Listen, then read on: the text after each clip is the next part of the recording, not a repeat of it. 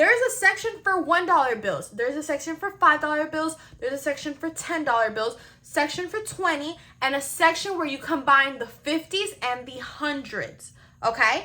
Then there's like a mini section in front of the ones that are for pennies, a mini like section, basically like a subsection, in front of the fives, which are for your nickels, 5 cents, a mini section in front of the tens, which are for your dimes. It literally, like, do you see the pattern here? The subsections literally go hand in hand to what the dollar bill amount is. You know what I'm saying? The dollars are the pennies, the $5 are the nickels, the $10 are the dimes, our $20 bills, what's in front of it are the quarters, and then there's obviously a little subsection in front of the 50s and the hundreds for like stamps and things like that. For the most part, that is how most tills are set up. I don't care if you're applying to Walmart, Target, Publix, you know, a smoothie shop. I don't care. That's how most tills are set up. Standard till Bible, okay? So that's how they're set up. So cashback, obviously when the person pays, they have the option to select cashback. Bananas don't have a physical barcode the way, let's say, Doritos chips do, right? So when you scan it, they're not going to scan. But what happens is when they don't have a barcode, they have like a little sticker with like a number. Hey y'all, welcome back to another banging video, and if you're new here, welcome to my channel. So in today's video, I'm going to be talking to you guys and kind of like explaining how to truly understand a cash register, how to deal with money, how to organize your till, what to expect, and this is going to cover mostly the portion that has to do with money, okay? I did do a video that kind of covered tips and tricks and what to expect on your first day as a cashier, but I kind of covered more like of the broad side of it. I didn't really cover too much like about like the money and organizing your money and things like that, and truly understanding the cash register and how it functions, and if you can give cash back and other things that come into play with a cash register aside from just scanning an item and ringing somebody up, right? So I'm going to explain a little bit of that in today's video, and if you guys have any questions, please go ahead and comment them down below. I want to be able to answer all of your questions and do videos on any questions that you guys have, but sometimes honestly I just don't know what those questions are. So please drop your experiences or anything that you're like iffy about or would like me to discuss. I'm definitely down to do that. Make sure you hit that subscribe button because we got a lot of new content coming soon, and I'm always dropping just helpful videos because truthfully, everyone who subscribes to my channel here on YouTube is like my family, and I just always want to put you guys on, help you guys get a bag, things like that, because I too understand how rough it is out here and that we all, you know, could use a job and could use a little bit extra money, okay? So that's what I kind of do here on my channel. So I would really appreciate if you guys subscribe and join the family because we're on a road to 20K. But other than that, we are going to go ahead and just jump straight into it. So first and foremost, stop being nervous. Don't be nervous. If you're watching this video, you're already one step closer to doing that much better. And I suggest prior to watching this video, you watch the last video, which was basically me kind of like telling you guys what to do prior to really getting onto that register, which is obviously like get to work early, eat a good breakfast or lunch or just a meal prior to your shift, take a little snack, make sure your register is clean, you know what I'm saying? Bring a sweater if you get cold. Just kind of like making yourself feel the most comfortable, like making yourself feel as comfortable as you can, because that's really going to ease the whole process of cashiering, all right? But like I said, I want to touch base in this video about the money. So when it comes to your till is physically, obviously, where you keep your money, okay?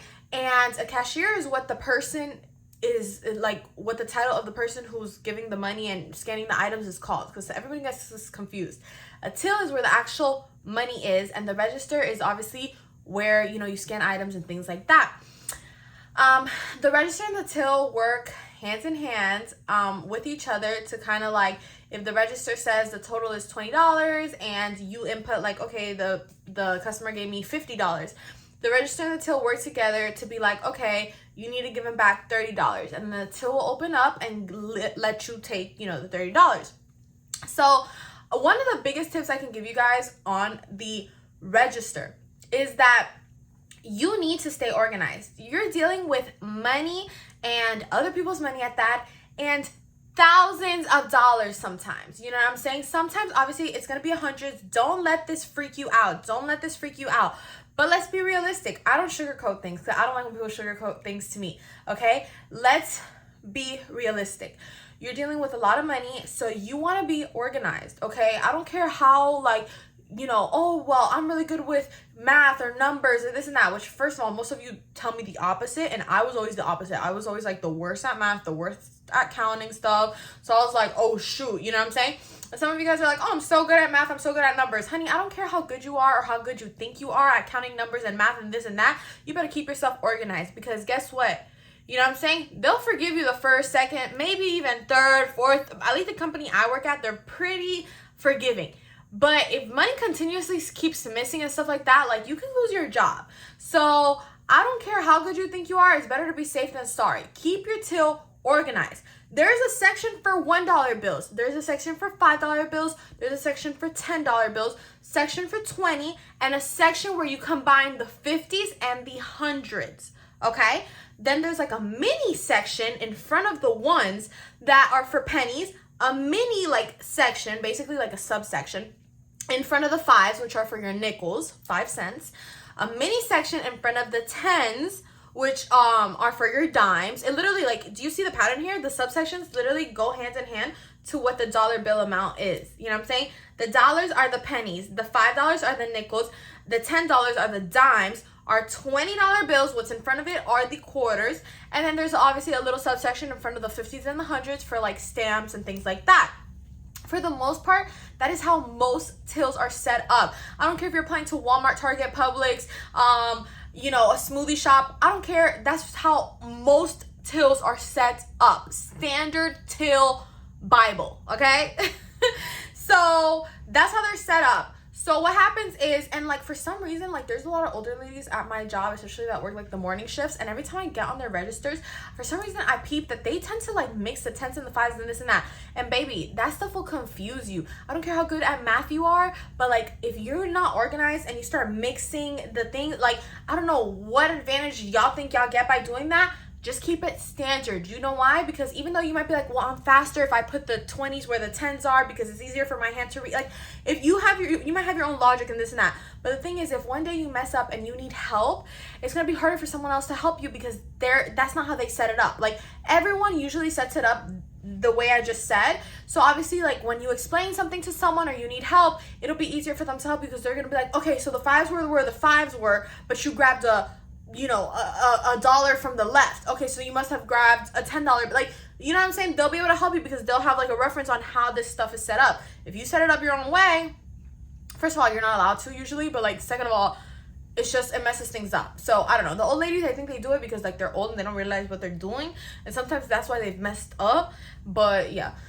So you really want to stay organized in that set aspect. Another thing I really want to tell you guys, and I guess these are more like tips and tricks, and I don't want to make this video solely on tips and tricks because that's not what this video is. But I just briefly want to touch base on it, is that when you give change back to a customer, make sure to like count the money in front of them so that you double check your work, because that's such a big one. Double check your work because these customers sometimes can be slick. Oh, you gave me $5 short or something. Like, no, I counted 5, 10, 15, 20. I gave you 20. What do you mean I gave you $5 short? So you know what I'm saying? Like, you got to be on it, okay?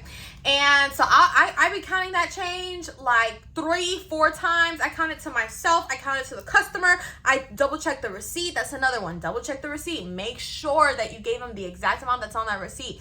You know what I'm saying? And so those are big ones. But anyways, understanding the register and the till and things like that, basically, it's just that you scan your items. You have a box. You scan it. You have whatever items. You scan it. Items that don't have like a physical barcode, let's say like a banana or like, you know what I'm saying, like I don't know, like a fruit item or something like that, they usually don't have a full-on barcode. And so, you know, when that happens, obviously you guys freak out because you guys are like, how am I supposed to scan this? And you know what I'm saying, like it's not gonna scan, things like that. Trust me that the company you work for or whatever is not giving away nothing for free, okay? Trust me when I tell you guys that there's a way to ring up every single item that's in the store that you work out. They're not just going to be like, oh, you know, let's just risk not getting paid for this item and put it for free or what. Like, you know what I'm saying? Like, because they didn't put a barcode. No. You know what I'm saying? That's not what it is. So for example, like, let's take bananas.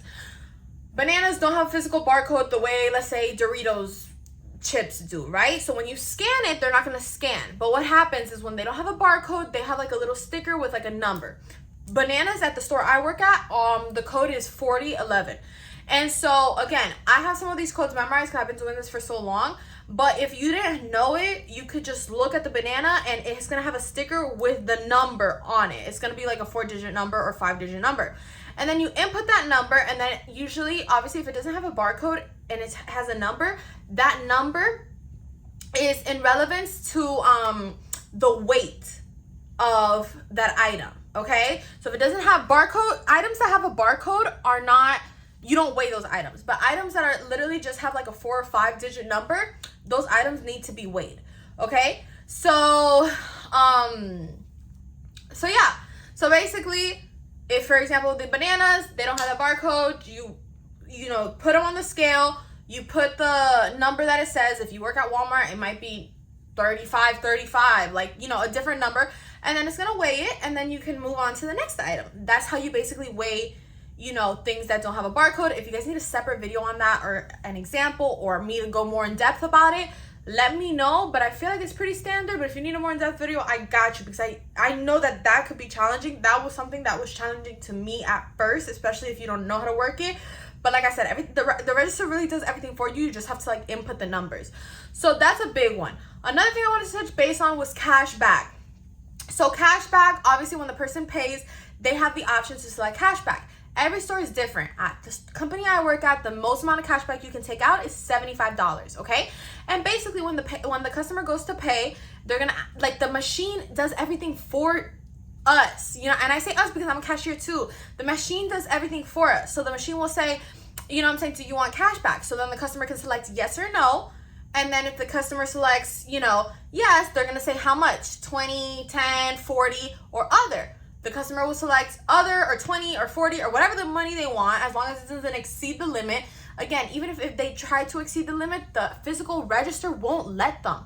You know what I'm saying? Because the register really does everything for us. You know what I'm saying? Us, again, because I'm a cashier too. The register does everything for us. You know what I'm saying? They could try to get more money than what, you know what I'm saying, is allowed. The register's not going to let us. You know? It's not. But it's always good for us to have that knowledge, because then when the customer's like, why isn't it letting me? Ma'am, the most you can take out is, you know what I'm saying? And so that's why it's good to know. But yeah, I mean, and then if they select, you know, an appropriate amount within what we can give, then the machine is going to say, okay, give back the customer $20. Your till will open, you'll take out a 20, you give it to them, count it to them. Oh, here, $20, whatever. And then you wish them a good day, and that's it. So basically, those are some of my hottest like tips and tricks I can give you guys when dealing with money. That's also kind of like at least like the beginning of understanding truly like a register and weighing items and scanning things and giving back cash back. Obviously, there's so much more that goes into cashiering than what people think, and then what I've covered in this video, to be honest. You know what I'm saying? There's so much more, but I'm not going to be here for an hour because I know you guys don't want to see that. So I'm going to break it up into videos. So if you guys want to see a part 2, go ahead and let me know. If you guys have a specific question, go ahead and let me know. You know what I'm saying? If you guys want me to cover something that you guys think is silly, it doesn't matter. Let me know. You know what I'm saying? Because I want to cover these things for you guys. And like I said, I can do a part 2 because there's a lot more than just the cashback and this. There's coupons, you know what I'm saying? That's a huge one, you know what I'm saying? Coupons. There's like, for example, like some people like to buy cigarettes and things like that, and you have to know that like if they want to buy cigarettes, you have to leave your register and go to customer service, things like that. There's tax exemption for people who do Instacart. There's like a lot of other things, so I would love to cover that, but I'll do that in another video if you guys care to see it, because I want you guys to want to see it. But I'll see you guys in my next video. Thanks so much for watching, and don't forget to like, comment, and subscribe. Bye.